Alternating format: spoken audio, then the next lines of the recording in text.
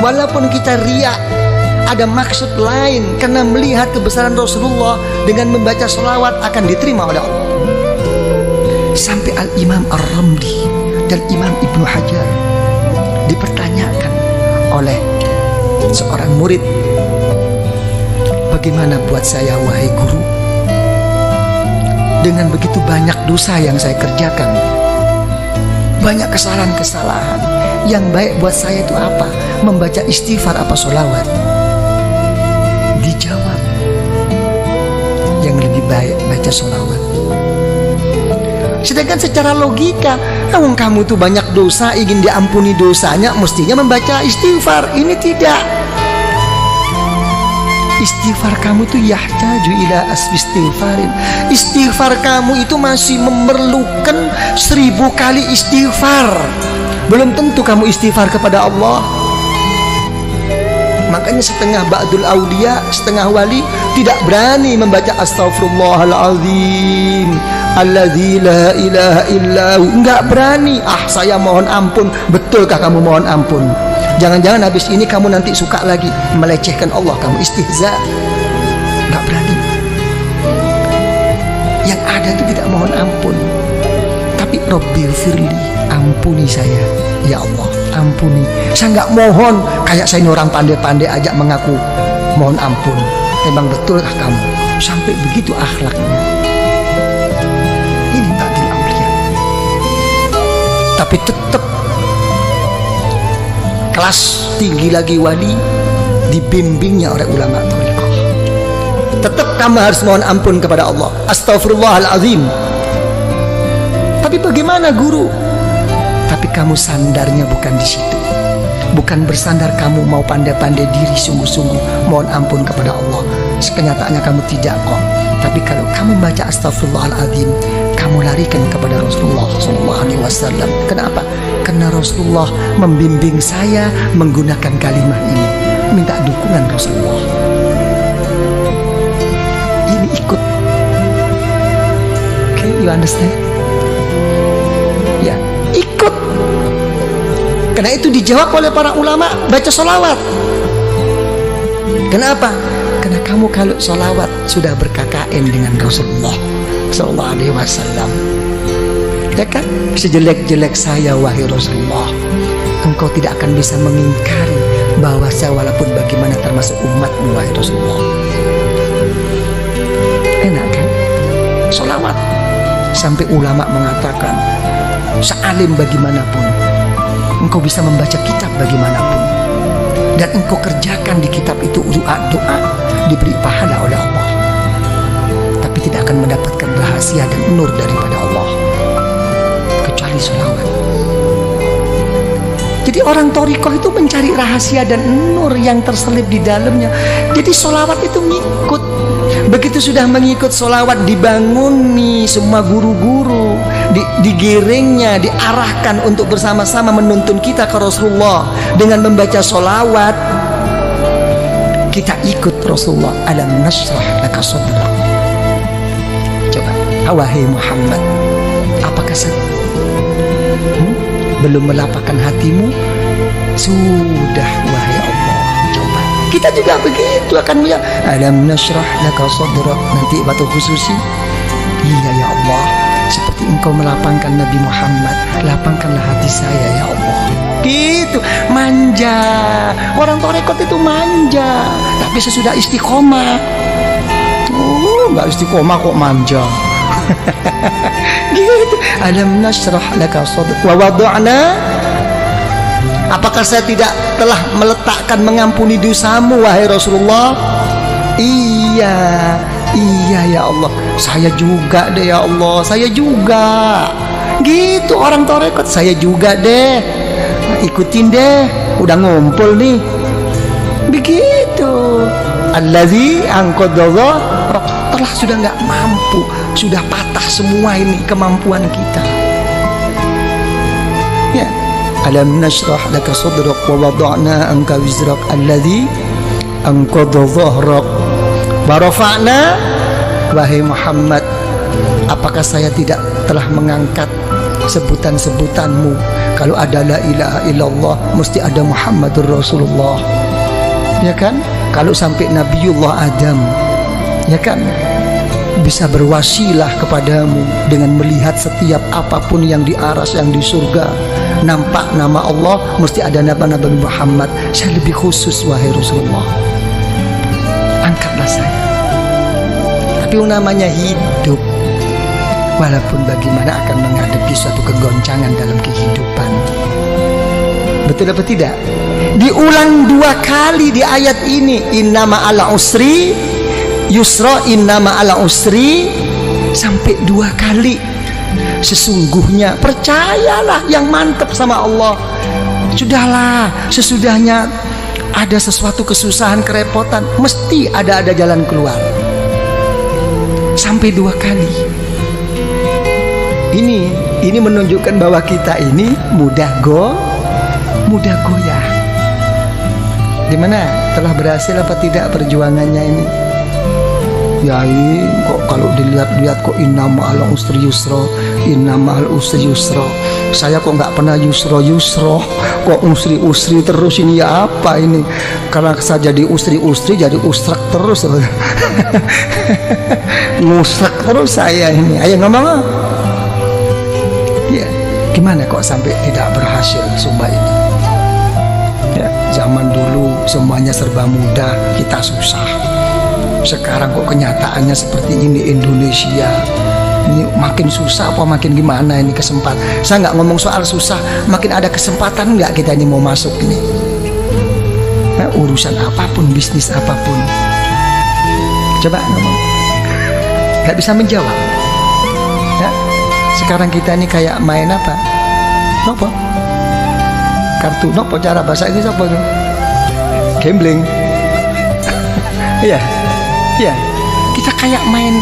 Sekarang kita menghadapi kayak orang main apa? Spekulasi terus. Betul-betul kembali kepada takdir Allah sekarang kita. Nasib-nasiban. Iya. Jadi menteri sedikit sudah seneng, jatuh lagi. Kan bingung kita ini. Ayo ngomong kalau udah begini. Nih Pak Sofyan jadi menteri tapi besok turun, bingung. Wis karuan becak bae. Iya, mesti dikasih tahu. Iya. Ini gambling ya kita ini ya, main terus ini kita. Ya coba ya apa kalau udah begini? Hah? Tidak pasti. Keadaan kita ini masih begini terus Pak Arifin ya. Tidak mau kemana arah kita ini? Ya kan ya? Coba mau kemana nih?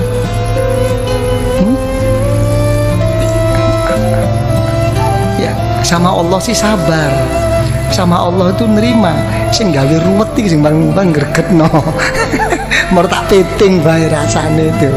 Nah, ini permasalahannya. Kalau saya sih dalam menghadapi masalah ini, saya lihat dalam suatu hadis riwayat Imam Al-Muwatta.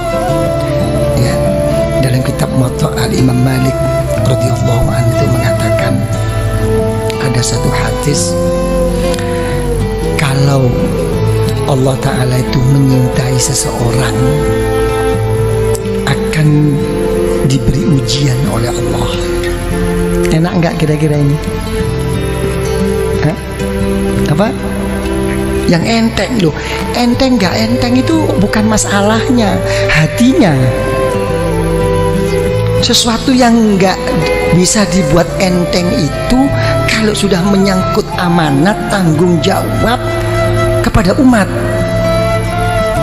Selain itu terserah hati, dibuat enteng apa dibuat abot, ayo ngomong. Nah, ya, diberi ujian oleh Allah tentang dirinya, tentang keluarganya, tentang bisnisnya, sampai mau meninggal pun keluarnya nafas itu susah. Tapi tetap ingat Allah.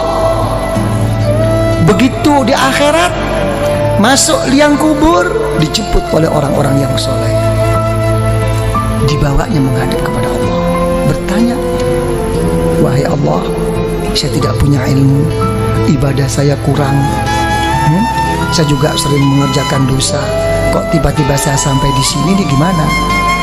Gak ada nerakanya kamu. Kemarin udah kamu ambil semua. Oh gitu dong. Oke deh. Ya gitu. Tapi sebaliknya, kalau orang itu tidak disukai oleh Allah, diberi satu kelapangan.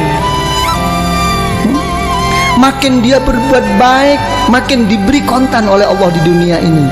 Semuanya cukup, keluarganya oke, kesehatannya oke, sampai mau meninggal pun lapang, lancar. Tertipu semua orang sekelilingnya, seakan-akan ka'annahu, itulah orang yang baik. Tapi begitu sudah sampai di sisi Allah, masuk neraka kamu. Oh, saya punya sesuatu, saya dulu habis. Surga kamu udah kamu ambil kemarin. Jadi kita jangan tertipu. Ya, dengan kadang-kadang gimana nih Yai, zikir pun sampai mau patah leher nih. Kok enggak lancar-lancar? Ya kan? Kok begini-begini? Kenapa? Itu sih orang nggak pernah sembahyang, oke-oke aja nih. Hotelnya makin tinggi. Ini ikut Yai kok tambah begini nih, gimana nih? Wah, gua mau cari guru lain deh. Wah, iki mulai main dukun. Ini banyak yang begitu itu. Betul apa tidak? Inilah. Ya, jangan dilihat zahir, jangan. Gitu kan, itu ini yang ini jadi ini. Itu sudah ada Rasulullah SAW itu sudah mengatakan ad-dunya jannatul kafir. Ya, memang dunia itu surganya orang yang nggak beriman, tapi nerakanya orang ahli neraka, orang ahli iman. Satu tempo itu cucu daripada cucu Rasulullah SAW begitu hebatnya, gagahnya naik kuda.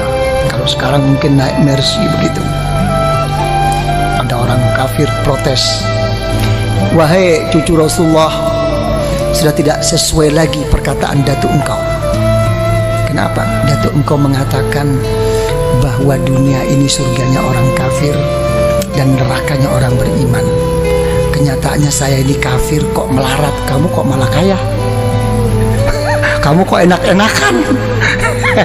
Coba dijawab oleh cucu Rasulullah. Ya, sehebat-hebat saya di dunia ini, kalau dibandingkan besok di surga masih kayak neraka ini. Sesusah-susah kamu di dunia ini masih surga dibandingkan besok di neraka. Langsung masuk Islam. Halo, ayo kon masuk Islam. Kadang-kadang bodoh Islami ngomel, wah gila loh, ngomong aja. Ini loh permasalahannya. Jadi ya gimana kalau gitu? Ini robitoh, ini hubungan kumpulan ini. Apa yang berhasil? Kita selama ini terlalu terpukau dan selalu dianjurkan oleh orang-orang banyak. Apa yang dianjurkan adalah sabda Rasulullah SAW, man kana akhiru kalamihi la ilaha illallah dakhalal jannah. Siapa yang akhir perkataannya itu la ilaha illallah, masuk surga. Bagaimana orang itu mau ingat la ilaha illallah? Ya, pada saat itu semua setan, iblis sudah datang semua kok. Silahkan kamu jadi orang kiai, jadi orang yang soleh, jadi ini. Yang penting nanti akan meninggal, akakun gude iman kamu. Susah. Ini sebetulnya ini hanya cuma anjuran agar bagaimana zikir itu menjadikan tabiah, menjadikan otomatis, bukan hanya sekadar cuman dibaca pada saat perlu aja. Dengan keotomatisannya itu insya Allah ya, menghadapi segala kesusahan mau meninggal ini akan diingati oleh Allah, dakhalal jannah. Kalau dia menyebut la ilaha illallah, itu anjuran. Tapi praktek Rasulullah tidak begini kok. Praktek Rasulullah akan meninggal itu justru beliau tidak mengatakan la ilaha illallah, malah beliau berdoa, Allahumma ar-rafiqul, ya Allah, pertemukan saya ya Allah, kumpulkan saya ya Allah dengan kawan-kawan saya yang mulia ini. Coba, ini Rasulullah. Nangis Sayyidatuna Aisyah radhiyallahu anha, idan la yakhtarna. Karena Rasulullah sudah menyebut-nyebut orang-orang yang saleh, menyebut orang-orang yang tinggi di sisi Allah. Sudah jelas Rasulullah tidak akan memilih kita. Akan kembali Rasulullah kepada Allah. Ini ternampak, semua kawan Rasulullah itu ternampak orang-orang yang soleh ini. Ada satu kerinduan bertemu mereka-mereka. Ini maksudnya Robito itu di sini. Makanya ada istilah, dalam istilah ulama Thariqah itu apa? Ar-rafiq qabla Thariq. Ya, mencari kawan itu sebelum pelangkah berjalan ke arah mana. Cari kawan, apalagi ke Allah. Yang benar cari kawan ini, yang bisa mendampingi suka dan duka. Itu doa Rasulullah. Allahumma ar-rafiqul a'la. Nampak. Jadi kalau orang thariqah, misalnya yang pernah saya saksikan, saya buktikan dengan orang tua saya sendiri, dan orang tua saya juga menceritakan tentang guru-gurunya begitu. Jadi begitu sudah sakit parah, kalau sudah sakit parah, ada orang lewat siapapun kok disebut itu gurunya. Ayah saya juga begitu. Sopori mlebu wau. Anu punya tutu Mbah Romli kok. Gurunya yang disebut. Sudah. Mbah Romli kok. Bukan ya, itu bukan Mbah Romli. Mbah Romli kok. Enggak, ruhaninya sudah ketemu itu. Di alam sadar. Ruh antara mau berangkat nggak berangkat ini ketemu. Ini yang dinamakan orang-orang sufia itu yaqadha. Pada saat sakit. Jadi ini hubungan thariqah itu di sini, bukan apa namanya? Bukan hal-hal yang lain, sampai mau meninggal pun ada masalah yang begini ini. Karena jadi paham ya? Jadi begitu, innama ala usri yusra. Kalau sudah susah atau seneng, ya lari kepada Allah. Wa idza faragta fansab. Ya, kalau sudah selesai, ayo tetap jungkel loh. Ya, dengan sungguh-sungguh gitu loh. Kalau dalam kekosongan-kekosongan, isi dengan kesungguhan kepada Allah. Wa ila rabbika farghab. Ini jawab. Jangan dimentahkan lagi, ini dijawab khususi ini. Ya, kalau sudah begitu baru apa khususi ada Bismillahirrahmanirrahim. Kul wallahu ahad, Allahus somad. Kan begitu ya. Jadi dilarikan apapun wahai ya Allah di dalam kehidupan saya dan pada saat saya meninggal dan sesudah saya meninggal ya Allah, kuatkanlah iman saya. Kul wallahu ahad. Semuanya saya kembalikan kepadamu wahai ya Allah. Ini kunci. Nah, apa kalau kita sudah buka kunci itu cukup? Tidak cukup. Di sini kita digugah lagi oleh guru itu. Kirim Fatihah lagi. Dibangunkan lagi guru-guru ini untuk menghadap bersama-sama kepada Allah. Al-Fatihah. Sudah Al-Fatihah, sholawat lagi. Diajak bersama-sama ke Rasulullah. Ini Rasulullah. Baru ukuran pribadi. Baru apa maumu sekarang? Ditantang oleh guru-guru. Apa maumu? Kamu ngetok-ngetok sama aku terus-terus kayak begini. Apa maumu? Nah, ini pribadi. Mauku ini. Karena kita sudah dituntun oleh guru, sudah melalui wasilah Robito oleh guru, dibawa oleh guru rohani kita, didudukkan di depan Allah. Ini Hahwa. Ini Allah. Ini di depanmu. Perlu apa kamu sekarang? Didampingi oleh gurunya di belakangnya. Ini disepuhkan, dituntun sampai di hadapan Allah. Apa kenyataannya dikhususi? Menyebut nama Allah. Kepentingan pribadinya. Allahumma ya qadiyal hajat. Inilah. Allahumma ya qadiyal hajat. Allahumma ya qadiyal hajat. Ya Allah, ya, yang memberi, yang memutus, yang menyampaikan segala kehajatan kita ya Allah. Allahumma ya qadiyal hajat, Allahumma ya qadiyal hajat. Ya, kita. Nah, habis begitu